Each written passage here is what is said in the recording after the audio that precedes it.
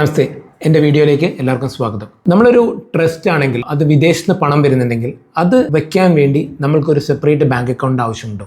അതാണ് എൻ്റെ ഒരു ചോദ്യം. അതായത് നമ്മളൊരു ട്രസ്റ്റ് നമ്മൾ ക്രിയേറ്റ് ചെയ്യുന്നു, നമുക്ക് വിദേശത്ത് പണം വരുന്നു, അല്ലെങ്കിൽ വിദേശത്ത് പണം വരാൻ സാധ്യതയുണ്ടെങ്കിൽ അപ്പോൾ നമുക്ക് അതിനൊരു സെപ്പറേറ്റ് ബാങ്ക് അക്കൗണ്ട് ആവശ്യമുണ്ടോ എന്നാണ് പറയുന്നത്. ഇതിന് FCRA ആക്ട് വളരെ വിപുലമായിട്ട് അത് പറഞ്ഞിട്ടുണ്ട്. നമുക്ക് വിദേശത്ത് പണം വരികയാണെങ്കിൽ നമുക്ക് സെപ്പറേറ്റ് അതിനൊരു ബാങ്ക് അക്കൗണ്ട് ആവശ്യമുണ്ട്.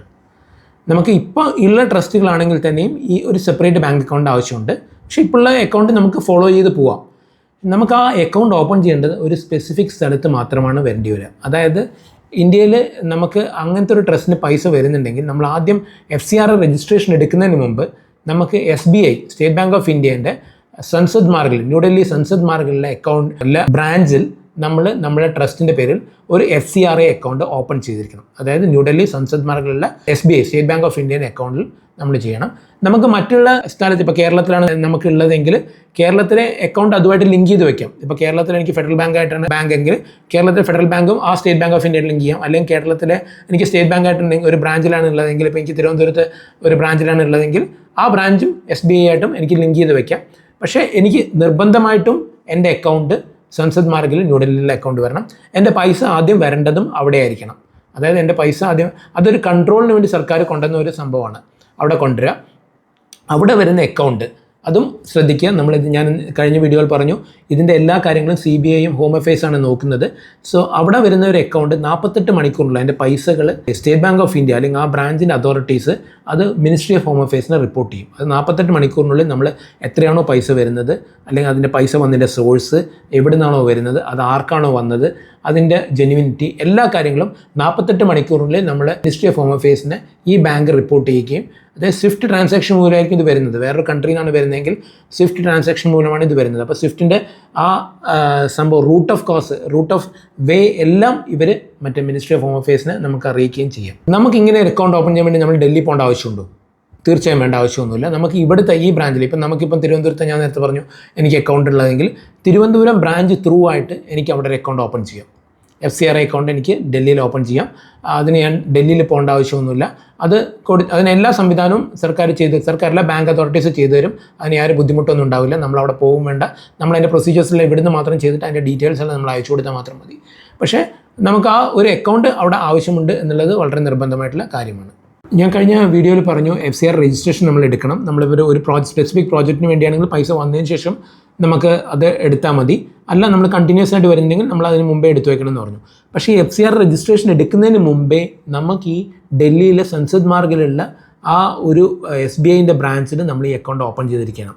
എന്നിട്ട് ആ അക്കൗണ്ടിൻ്റെ ഡീറ്റെയിൽസ്, ആ അക്കൗണ്ട് എത്ര നമ്പർ, അക്കൗണ്ട് IFSC കോഡ്, അങ്ങനത്തെ ഡീറ്റെയിൽസ് എല്ലാം തന്നെ നമ്മൾ ഈ FCRA രജിസ്ട്രേഷൻ്റെ അപേക്ഷയിൽ നമ്മൾ FC3C എന്ന് പറഞ്ഞ ഒരു അപേക്ഷയിൽ നമ്മളത് കാണിച്ചിട്ടുണ്ടാവണം. അത് കാണിച്ച് വെച്ചിട്ടാണ് നമ്മൾ മിനിസ്ട്രി ഓഫ് ഹോം അഫയേഴ്സിന് അപ്പോയിൻ്റ് ചെയ്തത്. അതായത് സെൻട്രൽ ഗവൺമെൻറ്റിന് നമ്മളെ അക്കൗണ്ടിൻ്റെ നമ്പറും മറ്റും എല്ലാം അവർ അറിഞ്ഞിരിക്കും. നേരത്തെ നമ്മൾ പൈസ വരുന്നതിന് മുമ്പെയോ അല്ല പൈസ വന്നതിന് ശേഷമോ, പൈസ വരുന്നതിന് മുമ്പ് തന്നെ അവർ അറിഞ്ഞിട്ടുണ്ടാവും എന്നുള്ളത് ചുരുക്കം. അതിനു മുമ്പേ അവർ അറിയും എന്നുള്ളതാണ് അതിൻ്റെ രത്നച്ചുരുക്കം വരുന്നത്. ഇതിൻ്റെ അകത്ത് വന്ന അക്കൗണ്ട് നമ്മൾക്ക് രജിസ്റ്റേർഡോ അൺരജിസ്റ്റേർഡോ ആയിട്ടുള്ള ഒരു പേഴ്സണും ട്രാൻസ്ഫർ ചെയ്യാൻ പറ്റില്ല. നമുക്ക് നമ്മുടെ ഒരു അക്കൗണ്ടിൽ, അതായത് ഇപ്പം എൻ്റെ ട്രസ്റ്റിൻ്റെ പേരിൽ എനിക്ക് ഡൽഹിയിൽ ഫോറിന് വന്ന ഒരു കോൺട്രിബ്യൂഷൻ ആണെങ്കിൽ അത് എൻ്റെ ട്രസ്റ്റിൻ്റെ ആക്ടിവിറ്റീസിന് മാത്രമേ ചെയ്യാൻ പറ്റുള്ളൂ. അത് എനിക്കൊരു വ്യക്തിക്കോ അല്ലെങ്കിൽ എൻ്റെ കുടുംബത്തിലേക്കോ അല്ലെങ്കിൽ എൻ്റെ ട്രസ്റ്റിൻ്റെ ആക്ടിവിറ്റീസിന് മാത്രമേ യൂസ് ചെയ്യാൻ പറ്റുള്ളൂ. വേറെ ഒരു ആക്ടിവിറ്റീസിനും അത് യൂസ് ചെയ്യാൻ പാടില്ല. അങ്ങനെ ചെയ്തിട്ടുണ്ടെങ്കിൽ അത് കൂടുതൽ പീനൽ ആക്ഷൻസിലേക്ക് അത് നമ്മൾ പോവുകയും ചെയ്യും. ഇനി ഇതിൻ്റെ റെക്കോർഡ്സൊക്കെ നമ്മൾ എല്ലാ ബാങ്കിലും നമ്മൾ അയക്കുന്നതിൻ്റെ, നമ്മൾ വരുന്ന പൈസേൻ്റെ ഡീറ്റെയിൽസ്, അങ്ങനത്തെ ഡീറ്റെയിൽസ് നമ്മുടെ അടുത്തുള്ളതും ബാങ്കിൻ്റെ അടുത്തുള്ള ഡീറ്റെയിൽസ് നമ്മൾ 6 വർഷം വരെ സൂക്ഷിക്കണം എന്നാണ് പറയുന്നത്. അതായത് 6 വർഷം വരെ നമ്മൾ ആ ഇതിൻ്റെ എല്ലാ ട്രാൻസാക്ഷനും ഇൻക്ലൂഡിങ് പെയിൻ സ്ലിപ്പ് വരെ നമ്മൾ സൂക്ഷിച്ചിട്ടുണ്ടാവണം. നമുക്ക് നാളെ ഒരു എൻക്വയറിയോ എന്തെങ്കിലും വന്നാൽ നമ്മളത് പ്രൂവ് ചെയ്യാനായിട്ട് നമ്മൾ കാണിച്ചുകൊണ്ടിരിക്കണം എന്നാണ് അതിൻ്റെ ഇത് വരുന്നത്. അപ്പം 6 വർഷം വരെ നമ്മൾ ഇതിൻ്റെ എല്ലാ റെക്കോർഡ്സും കീപ്പ് ചെയ്ത് വെക്കുക. ഈ ബ്രാഞ്ചിൽ, അതായത് SBIയിലെ സൻസദ് മാർഗിലെ ബ്രാഞ്ചിൽ വരുന്ന അക്കൗണ്ട്സിൻ്റെ ഓഡിറ്റ് എല്ലാം ചെയ്യുന്നത് ഒരു ഗസ്റ്റഡ് ഓഫീസർ റാങ്കിലുള്ള ഒരു ഓഫീസറാണ്. അത് എല്ലാ അക്കൗണ്ട്സിൻ്റെയും, ഇന്ത്യയിലെ എല്ലാ അക്കൗണ്ട്സും അവിടെയാണ് വരുന്നത്. അപ്പോൾ അവരാണ് ഓഡിറ്റ് ചെയ്യുന്നത്. അവർ ഓഡിറ്റ് ചെയ്തിട്ട് അതിനകത്ത് എന്തെങ്കിലും ഒരു ദൂഷ്യവശങ്ങളോ എന്തെങ്കിലും ഒരു ഫ്രോഡുലന്റ് ആക്ടിവിറ്റീസോ കാണുകയാണെങ്കിൽ അത് അവർ CBIക്കാണ് റിപ്പോർട്ട് ചെയ്യുക. അപ്പോൾ തന്നെ നമ്മുടെ അക്കൗണ്ട് ഫ്രീസ് ചെയ്യാനുള്ള ഒരു സംവിധാനങ്ങളും ഉണ്ടാവും. അതുകൊണ്ട് കഴിയുന്നതും ഈ അക്കൗണ്ട്സിൽ വരുന്ന പൈസകൾ, കാരണം ഇതിൻ്റെ സോഴ്സ് ഓഫ് ഇത് എവിടെ നിന്ന് വരുന്നു, ഇതിൻ്റെ റൂട്ട് എല്ലാം 48 മണിക്കൂറിനുള്ളിൽ തന്നെ മിനിസ്ട്രി ഓഫ് ഹോം അഫയേഴ്സിന് അറിയിച്ചിട്ടുണ്ടാവും. പിന്നെ ഇതിൻ്റെ ഓഡിറ്റും നടക്കുന്നുണ്ടാവും, ഇതിൻ്റെ റെക്കോർഡ്സും എല്ലാ കാര്യങ്ങളും നടക്കുന്നുണ്ടാവും. സോ ഇതിൻ്റെ അകത്ത് വരുന്ന അക്കൗണ്ട്സ് ഒരിക്കലും ഫ്രോഡുലന്റ് ആക്ടിവിറ്റീസ് നടത്താൻ പറ്റില്ല. അങ്ങനെ നടന്നിട്ടുണ്ടെങ്കിൽ ആ നിമിഷം തന്നെ വിത്തിൻ ഒരു 24 hours തന്നെ ആ അക്കൗണ്ട് ഫ്രീസ് ഔട്ട് ആവും. പിന്നെ നമുക്ക് അതിൻ്റെ അകത്തൊന്നും വലിക്കാനും പറ്റാത്തൊരവസ്ഥയിലേക്ക് സർക്കാരോ അല്ലെങ്കിൽ അതിൻ്റെ ഏജൻസീസോ ആ പണികൾ ചെയ്തു വയ്ക്കും. ഇനി ഇതിൻ്റെ അകത്ത് വരുന്ന പൈസകളുടെ ഡീറ്റെയിൽസ് FC4 എന്ന് പറഞ്ഞൊരു ഫോമിൽ സ്കാൻഡ് ഡോക്യുമെൻറ്റ്സ് അടക്കം നമ്മൾ ഗവൺമെൻറ്റിലേക്ക് അപ്ലോഡ് ചെയ്ത് റിട്ടേൺ പോലെ നമ്മൾ കൊടുക്കണം. FC4 എന്ന ഫോമിൻ്റെ അറ്റാച്ച്മെൻ്റ് ആയിട്ട് ഇതിലേക്ക് വരുന്ന പൈസകൾ, അതിൻ്റെ സോഴ്സുകൾ, അതിൻ്റെ കാര്യങ്ങൾ, അതിൻ്റെ റിട്ടേൺസ്, എല്ലാ കാര്യങ്ങളും നമ്മൾ FC4 എന്ന ഫോമിൽ എല്ലാ കൊല്ലങ്ങളും ഏപ്രിലിന് ശേഷം 9 മാസത്തിനുള്ളിൽ, അതായത് April, May, June, July, August, September, October, November, ഡിസംബറിന് മുമ്പ്, അതായത് വരുന്ന ഈ കൊല്ലമാണ് ഇത് വരുന്നതെങ്കിൽ വരുന്ന ഡിസംബറിന് 31 മുമ്പായിട്ട് എല്ലാ റെക്കോർഡ്സും FC4 എന്ന ഫോം അപ്ലോഡ് ചെയ്തിട്ട് അത് സർക്കാരിലേക്ക്, മിനിസ്ട്രി ഓഫ് ഹോം അഫയേഴ്സിലേക്ക് നമ്മൾ അയച്ചു കൊടുക്കുക. അതിൻ്റെ കൂടെ ട്രസ്റ്റിൻ്റെ ഇൻകം ആൻഡ് എക്സ്പെൻഡിച്ചർ, അതായത് വരവ് ചെലവ് കണക്കുകളും ഓഡിറ്റഡ് ഇൻകം ആൻഡ് എക്സ്പെൻഡിച്ചറും ഓഡിറ്റഡ് ബാലൻസ് ഷീറ്റും ഇതിൻ്റെ കൂടെ നമ്മൾ അയച്ചിരിക്കണം എന്ന് നിർബന്ധമാണ്. അത് അയക്കാത്ത പക്ഷം അതിനും ഒരു പീനൽ ആക്ഷൻസ് വരാൻ സാധ്യതയുണ്ട്. ഇപ്രാവശ്യം നമ്മൾ FCRA അക്കൗണ്ട് എടുത്തു, അതായത് അക്കൗണ്ട് സെൻസസ്മാരുടെ അക്കൗണ്ടിലെടുത്തു.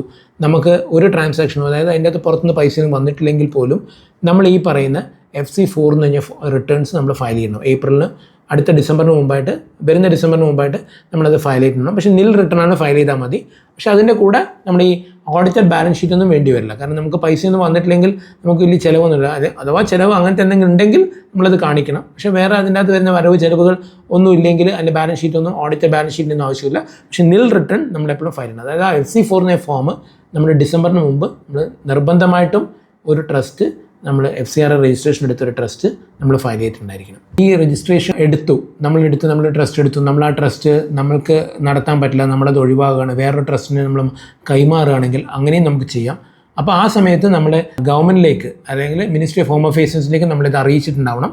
അവരെ അറിയിക്കുന്നതിന് അതിനൊരു ഫോമുണ്ട്, FC3A, അതും അതിൻ്റെ അഫിഡവിറ്റും, ഈ നമ്മൾ ഏത് bank account numbers, bank account details, നമ്മൾ അതേപ്രകാരം നമ്മൾ ഏത് ബ്രാഞ്ചിലാണ്, നമുക്കിപ്പോൾ ഡൽഹിയിൽ ഉണ്ടാവും എന്തായാലും അക്കൗണ്ട്, അത് കൂടാണ്ട് കേരളത്തിൽ ഇപ്പോൾ തിരുവനന്തപുരത്തോ അല്ലെങ്കിൽ കൊല്ലത്തോ അല്ലെങ്കിൽ കണ്ണൂരോ അങ്ങനെ എന്തെങ്കിലും അക്കൗണ്ട് ഉണ്ടെങ്കിൽ ആ അക്കൗണ്ട് ഡീറ്റെയിൽസ് നമ്മൾ അയച്ചിരിക്കണം. ഇത് ഏറ്റെടുക്കുന്ന സംഘടനയുടെ ഡീറ്റെയിൽസും നമ്മൾ അറിയിച്ചിരിക്കണം. അതായത് നമ്മൾ സംഘടന മാറുന്നുണ്ടെങ്കിൽ, ട്രസ്റ്റ് മാറുന്നുണ്ടെങ്കിൽ, അല്ലെങ്കിൽ ട്രസ്റ്റിൻ്റെ ഭാരവാഹികൾ മാറുന്നുണ്ടെങ്കിൽ അത് നമ്മൾ അവരെ അറിയിക്കാത്ത പക്ഷം അതിനും പീനൽ ആക്ഷൻ ഉണ്ടാകും. സോ എല്ലാ കാര്യത്തിലും ഇതിൻ്റെ അകത്ത് സർക്കാർ ഈ പുറത്തുനിന്ന് വരുന്ന ഫണ്ടിൻ്റെ പുറത്ത് ഒരു കൺട്രോളിന് വേണ്ടിയിട്ട് എല്ലാ കാര്യങ്ങളും, എൻ്റെ വരവും പോക്കും എല്ലാ ചിലവുകളും നമ്മൾ കൺട്രോൾ ചെയ്ത് വെച്ചിട്ടുണ്ട്.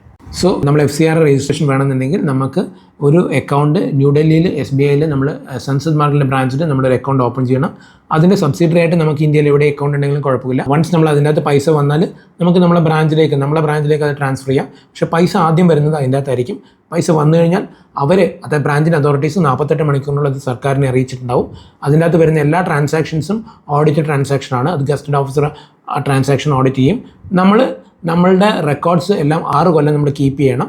അത് കൂടാണ്ട് നമ്മളുടെ ഇൻകം ആൻഡ് എക്സ്പെൻഡിച്ചറും ബാലൻസ് ഷീറ്റും അതിൻ്റെ കൂടെ വരുന്ന റിട്ടേൺ, FC4 എന്ന് പറഞ്ഞ റിട്ടേണും നമ്മൾ ഫയൽ ചെയ്തിട്ടുണ്ടാവണം. അത് 9 മാസത്തിനുള്ളിൽ വരുന്ന, ഈ കൊല്ലമാണ് ട്രാൻസാക്ഷൻ നടക്കുന്ന ഡിസംബറിന് മുമ്പ് നമ്മൾ എല്ലാ ട്രാൻസാക്ഷൻസും വരുന്ന റിട്ടേൺസ് നമ്മൾ അപ്ലോഡ് ചെയ്യണം, സർക്കാരിലേക്ക് നമ്മൾ അപ്ലോഡ് ചെയ്യണം.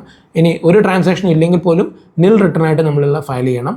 ഈ അക്കൗണ്ട് ഫ്രീസ് ചെയ്യാനുള്ള അധികാരവും സർക്കാരിനുണ്ട്, അല്ലെങ്കിൽ ഇതിൻ്റെ റെക്കോർഡ്സ് സീസ് ചെയ്യാനുള്ള അധികാരവും, അത് പിടിച്ചെടുക്കാനുള്ള അധികാരവും സർക്കാരിനുണ്ട്. ഇതിൻ്റെ എല്ലാ ട്രാൻസാക്ഷൻസും ministry of home affairs and CBIയും EDയും ആയിരിക്കും കൂടുതൽ കാര്യങ്ങൾ. ഇതിൻ്റെ എന്തെങ്കിലും ഒരു പ്രശ്നം വരികയാണെങ്കിൽ നമ്മൾ ഇതിൻ്റെ അകത്ത് വരിക. ഇതിൻ്റെ അകത്ത് പുറത്തുനിന്ന് വരുന്നതുകൊണ്ട് എൻ്റെ സോഴ്സും എല്ലാ റെക്കോർഡ്സും കാണാം. പിന്നെ ഇതിൻ്റെ അകത്ത് വന്ന അക്കൗണ്ട് പൈസ ഒരിക്കലും നമ്മൾ ട്രസ്റ്റിൻ്റെ ആവശ്യങ്ങൾക്ക് വേണ്ടി യൂസ് ചെയ്യാൻ പറ്റുള്ളൂ. പുറത്തുള്ള ഒരു വ്യക്തിക്ക് കൊടുക്കാനോ അല്ലെങ്കിൽ ഒരു ആൾക്ക് കൊടുക്കാനോ നമുക്ക് ഇതിനകത്ത് സാധ്യമല്ല. ഇതുമായിട്ട് ബന്ധപ്പെട്ട എന്തെങ്കിലും സംശയങ്ങൾ താഴെ ഡിസ്ക്രിപ്ഷനിൽ കാണിച്ച നമ്പറിൽ കോൺടാക്ട് ചെയ്യാവുന്നതാണ്. എൻ്റെ വീഡിയോ കണ്ടതിൽ നന്ദി. സബ്സ്ക്രൈബ് ചെയ്യുക, ഷെയർ ചെയ്യുക, ലൈക്ക് ചെയ്യുക. കൂടുതൽ വീഡിയോകൾക്ക് വേണ്ടിയിട്ട് നോട്ടിഫിക്കേഷൻ ബട്ടൺ പ്രസ് ചെയ്യുക. വൺസ് അഗൈൻ നന്ദി, നമസ്കാരം.